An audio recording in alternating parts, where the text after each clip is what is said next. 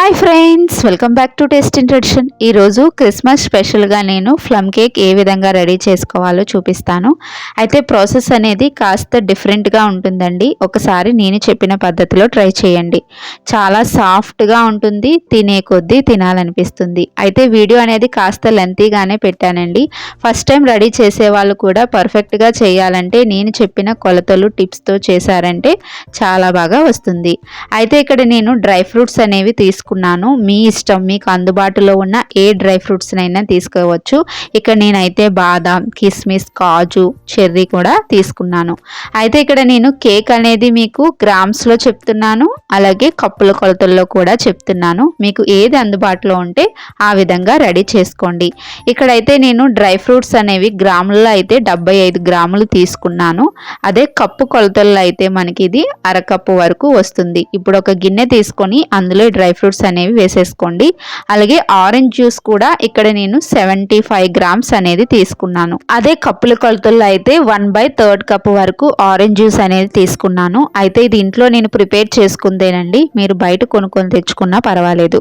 ఇప్పుడు ఈ ఆరెంజ్ జ్యూస్ని డ్రై ఫ్రూట్స్లో వేసేసుకొని స్టవ్ అనేది ఆన్ చేసుకొని మీడియం ఫ్లేమ్ మీద ఈ డ్రై ఫ్రూట్స్ అనేవి ఉడికించుకోవాలి. అయితే మీరు ఆరెంజ్ జ్యూస్ ప్లేస్లో గ్రేప్ జ్యూస్ కూడా వాడుకోవచ్చు. ఇప్పుడు మనం ఇక్కడ పంచదారని కూడా కొలిచేసుకుందాము. అయితే ఇక్కడ నేను 100 గ్రామ్స్ షుగర్ అనేది తీసుకున్నాను. గ్రాముల్లో 100 గ్రామ్స్ తీసుకున్నాం కదా, కప్పు కొలతల్లో అరకప్పు పంచదార అనేది తీసుకొని ఈ విధంగా మిక్సీ జార్లో వేసుకొని ఒక అనాస పువ్వు, 2 యాలక్కాయలు, 2 లవంగాలు, 1 ఇంచి దాల్చిన చెక్క వేసుకొని మెత్తగా పౌడర్ కింద రెడీ చేసుకొని పక్కన పెట్టేసుకోవాలి. ఇప్పుడు మైదా పిండిని మనం కొలిచేసుకుందాము. గ్రాముల్లో అయితే మైదా పిండి 125 గ్రాములు తీసుకోవాలండి. అదే కప్పుల కొలతల్లో అయితే 1 కప్పు మైదా పిండి అనేది తీసుకోవాలి. అయితే ఇక్కడ నేను మైదా పిండిని ఏ విధంగా తీసుకున్నానంటే కప్పు నిండుగా తీసుకోవాలి. అలాగని మనం ట్యాప్ అది చేయకుండా ఆ విధంగానే తీసేసుకోవాలి. ఇక్కడ డ్రై ఫ్రూట్స్ అనేవి ఆరెంజ్ జ్యూస్ని పూర్తిగా పీల్చేసుకున్నాయి కదా, ఈ స్టేజ్లోకి వచ్చేంత వరకు ఉడికించుకుంటే సరిపోతుంది. ఇప్పుడైతే స్టవ్ ఆఫ్ చేసేసుకొని చల్లారనివ్వాలి. ఇప్పుడు షుగర్ని మనం క్యారమలైజ్ చేసుకోవడం కోసం ఇక్కడ నేను 75 గ్రాముల పంచదార అనేది తీసుకుంటున్నాను. అదే కప్పు కొలతల్లో అయితే ఇక్కడ 1/4 కప్ అంటే పావు కప్పు పంచదార అనేది తీసుకోవాలి. ఇప్పుడు స్టవ్ మీద ప్యాన్ పెట్టుకొని అందులో షుగర్ అనేది వేసేసుకొని పంచదారని క్యారమలైజ్ చేసుకోవాలి. అయితే క్యారమలైజ్ చేసుకున్నప్పుడు కొద్దిగా మంటను చూసుకుంటూ మనం క్యారమలైజ్ చేసుకుంటే మాడిపోకుండా ఉంటుంది. ఈ విధంగా షుగర్ అంతా కరిగిపోయి మంచిగా రంగు మారాక కొద్దిగా గోరువెచ్చగా ఉన్న వాటర్ని ఒక పావు కప్పు వరకు ఇందులో వేసేసుకుంటే మనకి షుగర్ అన్నది గట్టి పడిపోకుండా కాస్త థిక్గా అవుతుంది, చల్లారక కూడా. కాబట్టి స్టవ్ అనేది ఆఫ్ చేసేసుకొని గోరువెచ్చగా ఉన్న వాటర్ని వేసుకొని మిక్స్ చేసేసుకొని ఇది పూర్తిగా చల్లారేంత వరకు పక్కన పెట్టేసుకోండి. ఇప్పుడు మనం క్యారమలైజ్ చేసుకోవడం కోసం 75 గ్రాముల పంచదార అనేది తీసుకున్నాము. షుగర్ పౌడర్ కోసం 100 గ్రామ్స్ పంచదార అనేది తీసుకున్నాము. కప్పు కొలతలతో అయితే పావు కప్పు క్యారమలైజ్ చేసుకోవడం కోసం, అరకప్పు షుగర్ పౌడర్ కోసం తీసుకోవాలి. ముందుగా ఒక స్టైనర్ తీసుకొని అందులో కొలిచి పెట్టుకున్న మైదా పిండి, 1 teaspoon baking soda, 1.5 teaspoon baking powder అనేది వేసుకోవాలి. అయితే ఇక్కడ నేను చూపిస్తున్న విధంగా ఫ్లాట్గా చేసుకొని వేసుకుంటే మనకి కరెక్ట్గా ఉంటుంది మెజర్మెంట్ అనేది. ఇప్పుడు జల్లించేసుకోవాలి. ఈ విధంగా జల్లించేసుకుంటే మనకి మైదా పిండిలో ఏవైనా చిన్న చిన్న ఉండలు ఉన్నా, నలకలు ఉన్నా చక్కగా రిమూవ్ అయిపోతాయి. ఇవి జల్లించేసేసుకున్నాక ఒకసారి బాగా కలపాలి. కలిపితే అప్పుడు మనకి బేకింగ్ సోడా, బేకింగ్ పౌడర్ అనేది బాగా కలుస్తుంది. కేక్ బేక్ అయినప్పుడు పర్ఫెక్ట్గా పొంగుతుంది. ఇప్పుడు మనం ఇక్కడ ఆయిల్ని, బటర్ని మెజర్ చేసుకుందాము. అయితే ఇక్కడ నేను రిఫైన్డ్ సన్ఫ్లవర్ ఆయిల్ అనేది 36 గ్రామ్స్ అనేది తీసుకున్నాను. కేక్ రెడీ చేసుకున్నప్పుడు ఎటువంటి వాసన లేని ఆయిల్ యూస్ చేసుకుంటే బాగుంటుంది, అందుకు సన్ఫ్లవర్ ఆయిల్ అనేది తీసుకోండి. అలాగే 36 గ్రామ్స్ ఆయిల్ అనేది తీసుకున్నాం కదా, 36 గ్రామ్స్ బటర్ కూడా తీసుకోవాలి. అదే కప్పు కొలతల్లో అయితే ఇక్కడ నేను బటర్, నూనె కలిపి అరకప్పు అయితే తీసుకున్నాను. అదే మీ దగ్గర బటర్ గనక లేకపోయింది అనుకోండి, ఆయిలే 72 గ్రాముల వరకు తీసేసుకోండి. ఇప్పుడు స్టవ్ ఆన్ చేసుకొని స్టవ్ మీద కొద్దిగా దలసరిగా వెడల్పుగా ఉన్న గిన్నె లాంటిది పెట్టుకొని దానిలో ఈ విధంగా స్టాండ్ లాంటిది కూడా పెట్టేసుకొని మూత పెట్టుకొని ముందే ఒక 10 నిమిషాల పాటు ప్రీహీట్ చేసుకుంటే కేక్ అనేది చక్కగా బేక్ అవుతుంది. ఇప్పుడు ఒక గిన్నె తీసుకొని అందులో ఈ ఆయిల్, బటర్ కూడా వేసేసుకొని మొత్తం అంతా కూడా బాగా కలిపి కలిసే విధంగా కలిపేసుకోండి. అంటే మంచి క్రీమీగా వచ్చే వరకు మిక్స్ చేసుకోండి. ఈ విధంగా క్రీమీగా వచ్చాక ఇందులో మనం ఇంతకుముందు షుగర్ పౌడర్ అనేది రెడీ చేసేసుకున్నాం కదా, ఈ విధంగా స్టైనర్లో ఆ షుగర్ పౌడర్ని వేసేసుకొని ఒకసారి జల్లించేసుకుంటే మనకి అక్కడక్కడ షుగర్ క్రిస్టల్స్ తగిలినా సరే ఈ విధంగా చక్కగా స్టైన్ అయిపోతాయి. ఇప్పుడు బటర్, ఆయిల్, ఈ షుగర్ పౌడర్ అన్నీ కూడా బాగా కలిసే విధంగా కలిపేసుకోండి. ఒకే డైరెక్షన్లో మంచిగా ఫోమీగా వచ్చేంత వరకు మిక్స్ చేసుకోవాలి. ఇక్కడ చూడండి మంచి క్రీమీగా వచ్చింది కదా మనకి. ఈ రెండు కూడా బాగా కలిసి ఇప్పుడు ఇందులో మనం ఇంతకుముందు షుగర్ని క్యారమలైజ్ చేసుకున్నాం కదా, ఆ సిరప్ అనేది ఇందులో మొత్తం అంతా కూడా వేసేసుకోవాలి.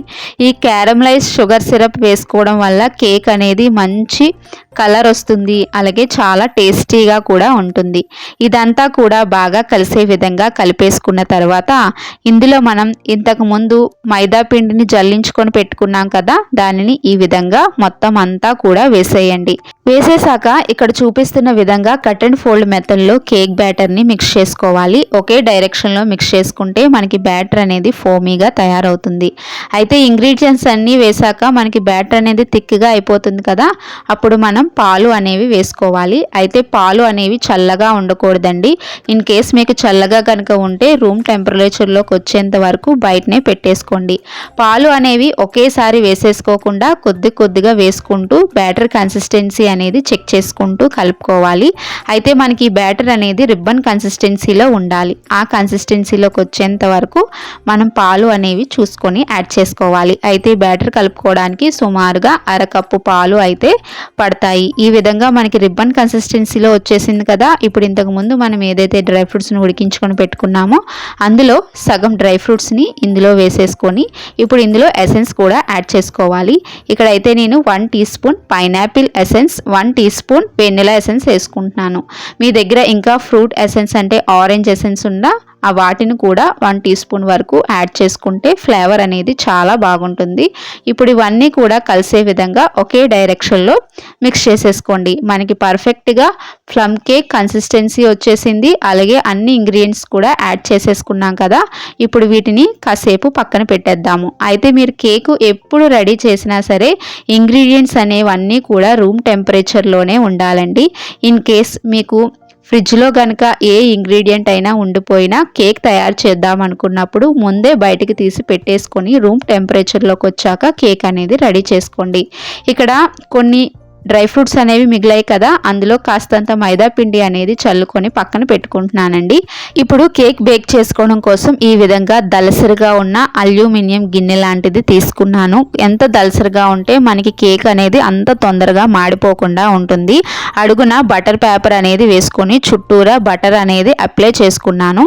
మీ దగ్గర బటర్ పేపర్ గనక లేకపోతే బటర్ కానీ ఆయిల్ కానీ గిన్నెకి అప్లై చేసుకున్నాక కాస్తంత మైదా పిండి కనుక చుట్టూరా చల్లుకుంటే కేక్ అనేది బేక్ అయ్యాక మనకి గిన్నె నుంచి చక్కగా సపరేట్ అయిపోతుంది. ఈ విధంగా కేక్ బ్యాటర్ అంతా వేసేసుకున్నాక ఒక 2-3 సార్లు బాగా ట్యాప్ చేసుకుంటే ఎయిర్ బబుల్స్ ఏవైనా ఉంటే రిమూవ్ అయిపోతాయి.